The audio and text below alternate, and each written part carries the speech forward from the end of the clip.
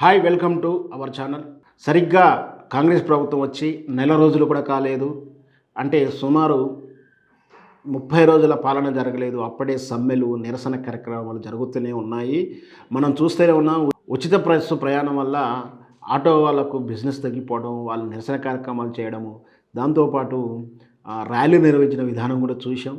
దాంతోపాటు ఆర్టీసీ బస్సుల్లో సీట్ల గురించి ఆడవాళ్ళు సిగపట్లు చూసాం. వెరసి దీంతో పాటు ఇప్పుడు ఇంకొక నిరసన కార్యక్రమం చూడబోతున్నాం. అది రేపు జనవరి 5 నుంచి ఆర్టీసీ సిబ్బంది సమ్మెకు పిలుపునిస్తున్నారు.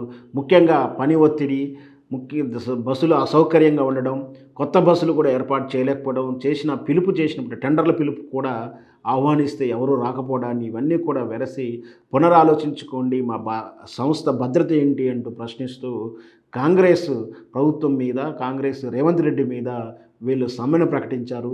మరి వేచి చూద్దాం రేవంత్ రెడ్డి ఈ సమస్యను ఎలా పరిష్కరించబోతాడో.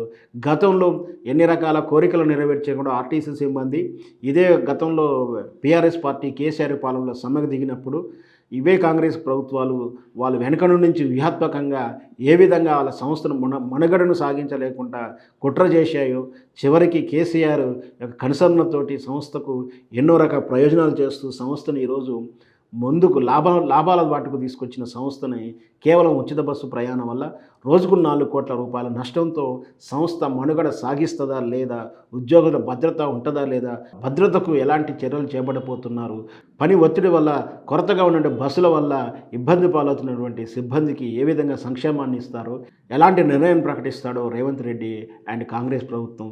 మనం వేచి చూద్దాం. ఇంతకు 5వ తారీఖు సమ్మె, ఆ సమ్మె తర్వాత ఏం జరగబోతుందో అంతా కూడా మనం వేచి చూద్దాం.